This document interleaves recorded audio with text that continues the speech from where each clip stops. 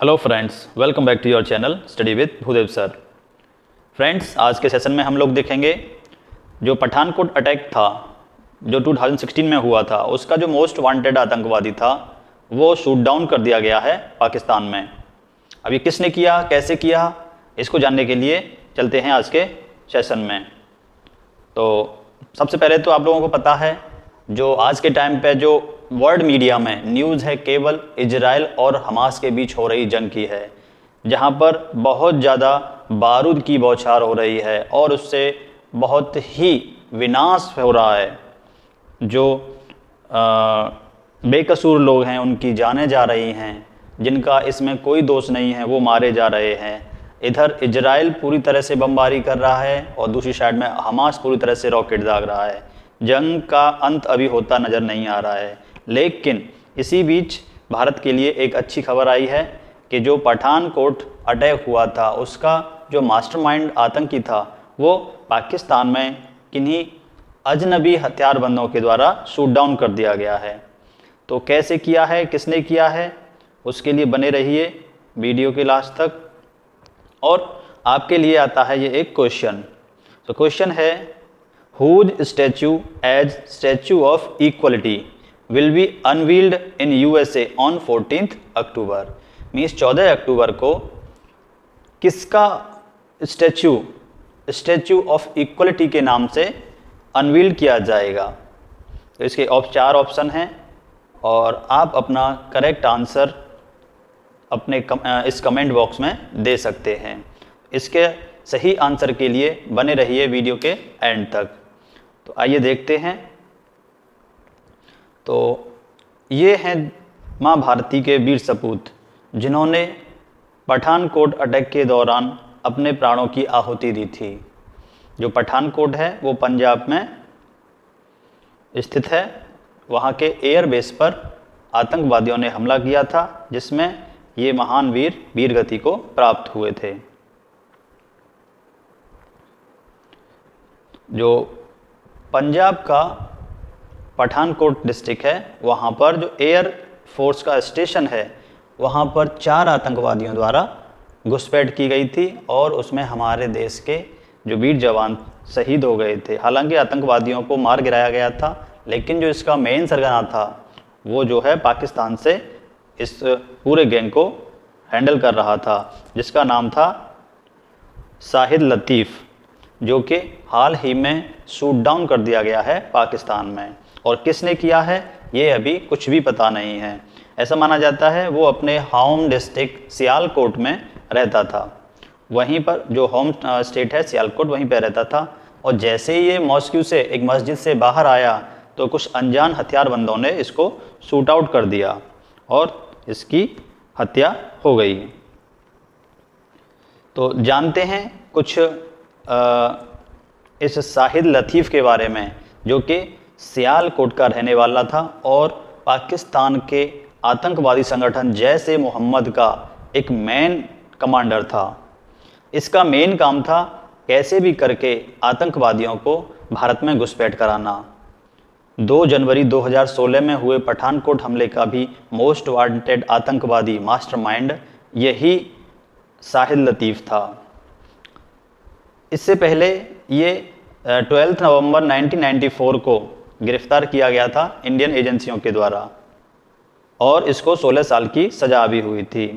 2010 में इसकी सज़ा पूरी होने पर इसको अन्य 24 आतंकवादियों के साथ पाकिस्तान के लिए डिपोर्ट कर दिया गया, जो कि भारत की एक सबसे बड़ी भूल थी। हालांकि बाद में 1999 में कंधार विमान अपहरण में भी इसका नाम भी आया था और सितंबर 2023 में हुई अनंतनाग में जो मुठभेड़ हुई थी उसमें भी जो भारत के 4 जवान शहीद हुए थे उसका भी मास्टरमाइंड यही शाहिद लतीफ़ था। इससे पहले इसने काफ़ी वारदातों में भारत को नुकसान पहुंचाया था, लेकिन भारत ने अपनी गलती सुधारी अभी हाल ही में 2023 में, जिसको कि शूट डाउन कर दिया गया अजनबियों के माध्यम से। और वो कौन अजनबी हैं आप सब समझते हैं। तो आगे चलते हैं। तो ये देखिए, ये है हमारा प्यारा भारत और इसमें एक हमारा स्टेट है पंजाब, जो कि पाकिस्तान से बॉर्डर साझा करता है।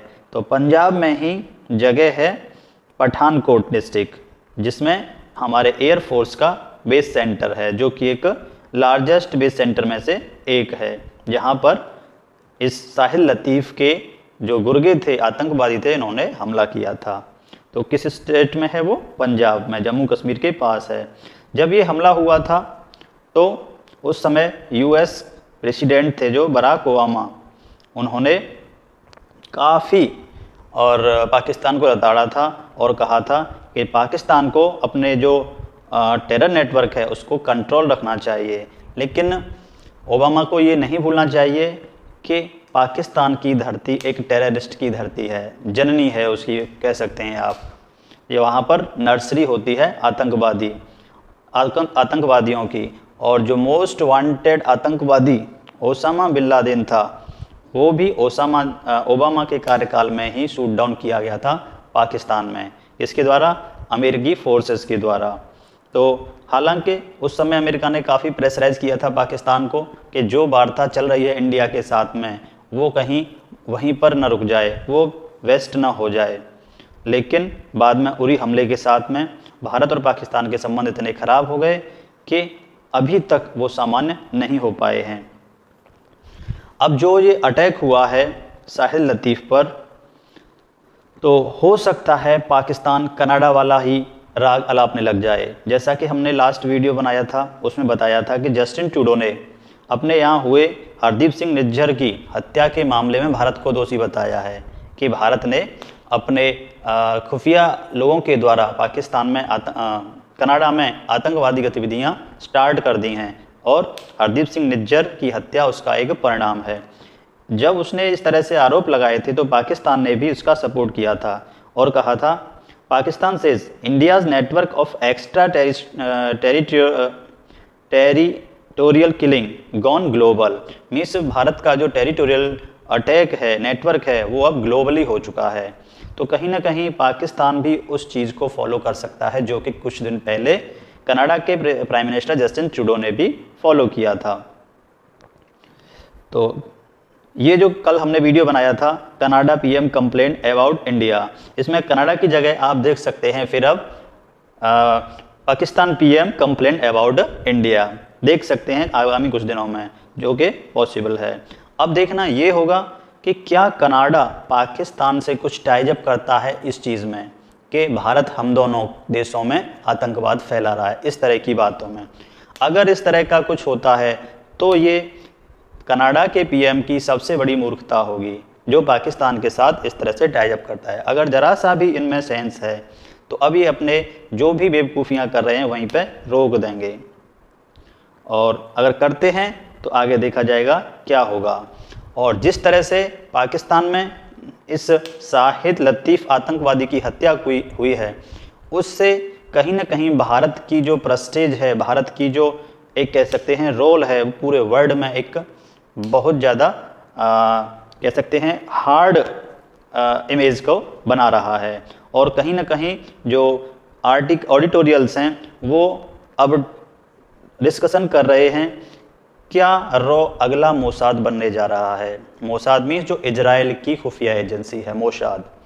क्या raw mean research and analyse wing जो है, क्या अगला मोसाद हो सकती है। मोसाद अपनी खुफिया और कह सकते हैं कार्यशैली के लिए पूरे वर्ल्ड में फेमस है, क्योंकि उससे पहले हमारी रॉ जो है बहुत ही सॉफ्ट पावर थी, सॉफ्ट स्टेट था उसका। लेकिन इन इंसिडेंट से, चाहे आप कह सकते हैं हो सकता है ये कनाडा वाला केस हो या फिर ये साहिल लतीफ़ वाला केस हो, हालांकि ये पहली बार नहीं हुआ है, इससे पहले भी खालिस्तानी आतंकवादी परमजीत सिंह पंजवड़, एजाज अहमद अहंगर, बशीर अहमद वीर को भी ऐसे ही ठिकाने लगाया गया था। तो इन सब को देखते हुए अब भारत के जो NSA हैं डोभाल और भारत के प्रधानमंत्री श्री नरेंद्र मोदी हैं, उनकी छवि को एक हार्ड और स्ट्रिक्ट नेता के रूप में आगे बढ़ाया जा रहा है, जो कि ग्लोबल लीडर का काम करेंगे। तो जो भी हो, अब देखते हैं इसमें पाकिस्तान की प्रतिक्रिया क्या आती है, जो कि अब देखने लायक रहेगी। तो ऐसी ही खबरों के लिए आप बने रहिए। और आते हैं वीडियो के अंत में, जो कि हमारा क्वेश्चन था, means whose statue as statue of equality, यानी किसका स्टैच्यू है जिसको स्टैच्यू ऑफ इक्वलिटी कहा गया है, जिसको अनवील्ड किया जाएगा यूएसए में 14 अक्टूबर को। तो इसका सही आंसर है डॉक्टर BR अम्बेडकर। तो ये था आज के क्वेश्चन का आंसर। तो वीडियो में अंत तक बने रहने के लिए बहुत बहुत धन्यवाद और मिलते हैं अगले वीडियो में। तब तक के लिए थैंक यू।